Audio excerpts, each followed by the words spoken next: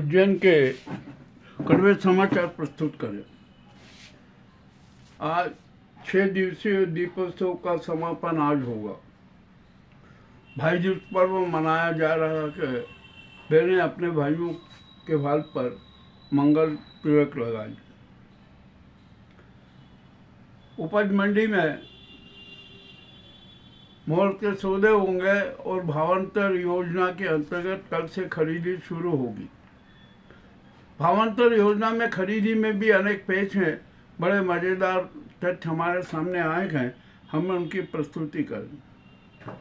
अब सरकार ने निर्देश दिया है कि मंडी में जो सोयाबीन की नीलामी खरीदी है ना, अब ग्रुप में नहीं होगी। तो क्या एक एक व्यापारी अलग अलग जाके ट्राली की खरीदी करेगा, इसके लिए भी एक समिति बनाई गई है, जांच भी रहेगा। सोयाबीन में अब 15% की नमी भी मान्य कर दी गई है। देखते हैं क्या होता है क्या नहीं होता है।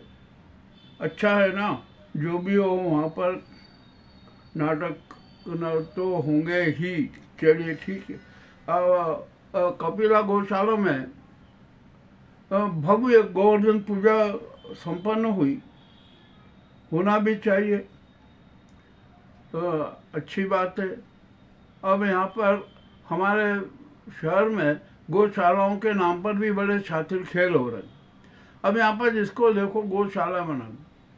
अभी एक बयान आया कि जितनी भी गौशाला है ना, वो गौ माता मंदिर के रूप में विकसित की जाए, उन्हें गौ माता मंदिर बनाया जाए। देखते हैं कितने गौ माता मंदिर बनेंगे। हमने तो ये पहले से सुझाव दिया था कि हर गौशाला में एक गौ माता का मंदिर होना अनिवार्य है। अब सरकार जागी है, ठीक है, अच्छी बात है, होना चाहिए। अब महाकाल मंदिर की सुरक्षा व्यवस्था भी निजी हाथों में सौंपी जाएगी। इसका टेंडर भी जारी हो चुका है और 1-1.5 महीने में ये नई व्यवस्था लागू हो जाएगी। अब हमारे यहाँ पर कालिदास समारोह का जो गौरवशाली इतिहास रहा है ना, उसके अस्तित्व पर, उसके गौरवशाली अस्तित्व पर तो कफन डाल दिया गया था। अब जैसे भी होगा ना, हो जाएगा। कालिदास समारोह की लाखों की जो होली होना है वो हो जाएगी। कलश यात्रा भी निकलेगी, वो भी होगा। न जाने क्या क्या होंगे। उद्घाटन का भी और समापन का भी जो स्वरूप है वो हमारे सामने आ चुका है। अब तो जनता की भी रुचि उसमें नहीं है और ना जन भागीदारी होती है, तो ऐसा होता है कालिदास समारोह। चलिए छोड़िए ये बात। अब एक काम कीजिए, कालिदास समारोह में जन भागीदारी जताने हेतु है ना, और बताने हेतु आप अनेक मोहल्लों में कालिदास समारोह के नाम पर तेजा जी की कथा करवा दीजिए और अनेक मोहल्लों में मार्च के आयोजन कर दीजिए। भारी संख्या में जनता की भागीदारी होगी।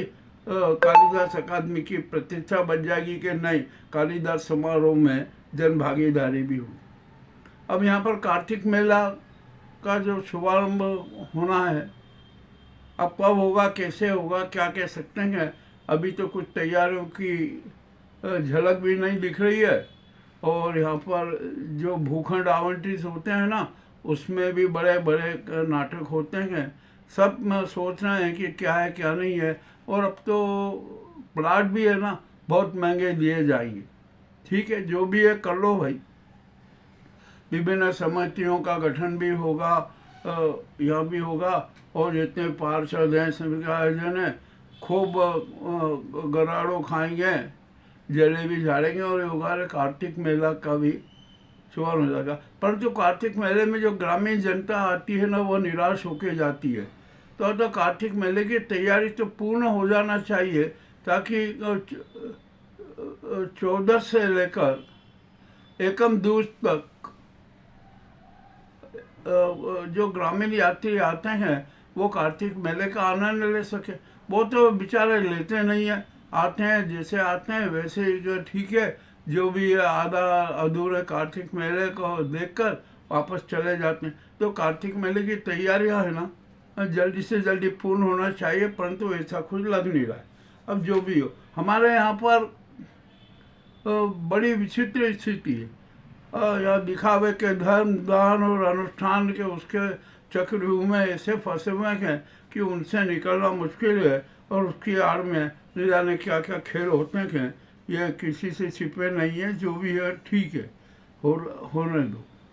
अब यहाँ पर हमारे यहाँ पर ये जितने भी अभी साधु संत हैं, उनके अखाड़े हैं, आराधना स्थल हैं, और जो भगवाधारी दुपट्टा ओढ़े हुए जो अपने नाटक करते हैं, शाल ओढ़ के जो नाटक करते हैं ना, अब सबकी खुफिया जांच होगी।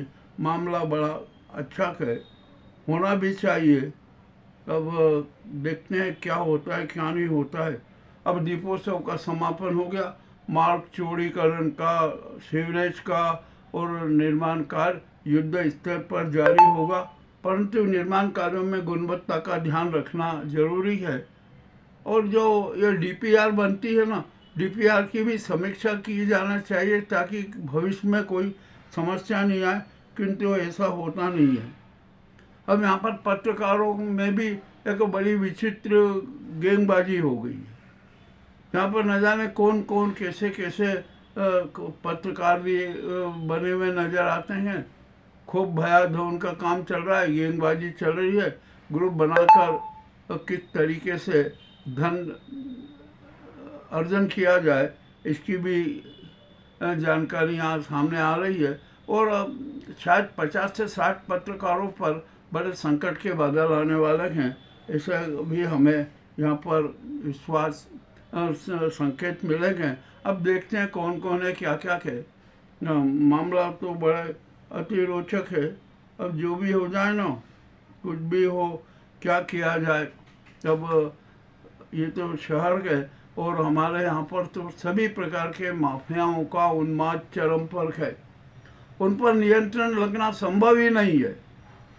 शहर में खुलेआम डकैती होती है, लूट मार चल रही है, व्यापारी भी लूट मचाए हुए, और नशे का व्यापार भी चरम पर है। सब कुछ यानी अराजकता फैली हुई है, बहुआयामी अराजकता फैली हुई है। यहाँ पर सुव्यवस्था सुप्रबंधन का कोई नाम ही नहीं है। ठीक है, जो भी है अब हो तो रहा है, अब क्या किया जाए। आखिरकार कौन इसको मिटाएगा। और यहाँ पर जनता भी है ना, यथास्थितिवादी हो गई। वो कहती है ठीक है, जो हो रहा है ना बस अच्छा हो रहा है, अच्छा हो रहा है। सफाई व्यवस्था के नाम पर क्या होती है, जरा नगर निगम आयुक्त महोदय गटरों की हालत तो देख लें कि उनमें कितना कचरा भरा हुआ है, क्या होता है। और यहाँ पर तो कचरा संस्कृति बहुत ही हावी हो गई है। इतना कचरा निकलता है कि जिसकी कोई सीमा नहीं। अब क्या किया जाए, कौन इसको इस संस्कृति को समाप्त करेगा। यहाँ तो कुछ भी नहीं होना था। और यहाँ पर अंधविश्वास के चक्र में तो इतना है कि तिमिर को ही रोशनी मानी जा रही है शहर में। कोई भी व्यक्ति है ना, आत्मदर्शन आत्मचिंतन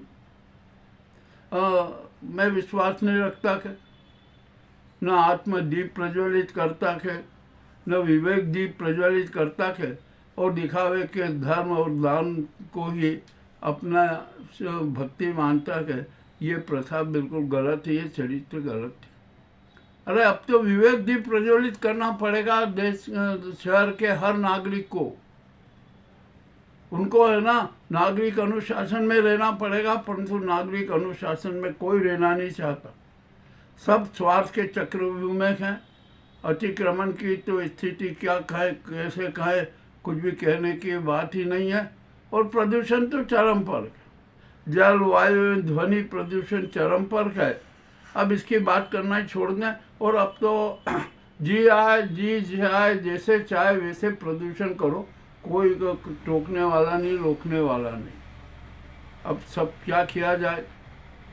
उज्जैन शहर की तो स्थिति बड़ी विकट होती जा रही है, और अंधविश्वास के तिमिर में हम सब डूब चुके हैं, इतने डूब चुके हैं कि अब हमारा छवि उसमें से बाहर निकलेगा, हम जिंदा तो निकल ही नहीं सकते।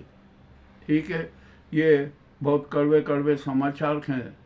और अब अवंतिकापुरी का नाम है ना, हमें अराजकता पूरी रख लेना पड़ेगी। ये रुद्र सागर की स्थिति देखिए जरा क्या हो रहा है। अब चेटी कह रहे युद्ध सागर की साफ सफाई करो। अरे क्या साफ सफाई करो, ना कोई योजना है, ना कोई अच्छी बात है, ना कोई काम करना चाहता। ठीक है, जो चल रहा है वो चलो। और अब वो पार्ट ट्रैफिक वाली योजना भी का भी कुछ शगुफा छोड़ दिया। अब देखते हैं पार्ट ट्रैफिक यातायात व्यवस्था का क्या होगा क्या नहीं होगा। और मामला अति रोचक है। और यहाँ पर तो घोषणाओं की खूब वर्षा हो रही, इतनी वर्षा हो रही, इतनी वर्षा हो रही कि जनता उसी में डूब गई। और एक बात बहुत स्पष्ट बता दूं कि अब उज्जैन का शहर के विकास का नया मास्टर प्लान तैयार होना जरूरी है। और यदि ये मास्टर प्लान तैयार नहीं हुआ ना तो उज्जैन का विकास नहीं होगा, ये भी ठीक है। और यहाँ पर पेयजल समस्या और विकराल होती जा रही है। इसके लिए गंभीर डैम का दूसरा चरण युद्ध स्तर पर पूर्ण करने की प्रक्रिया तुरंत अपनाई जाए, ये जनता की आवाज़ है। और यदि गंभीर डैम का दूसरा चरण युद्ध स्तर पर पूर्ण कर लिया गया ना तो उज्जैन को 200 साल तक पेयजल का संकट ही नहीं आएगा। और चाहे आप जितने सिंहस्थ हो सब आसानी से निपट जाएंगे। ये उज्जैन के कड़वे समाचारों की प्रस्तुति हमने की है। आपको कैसी लगी हमें बताएं। बहुत बहुत धन्यवाद।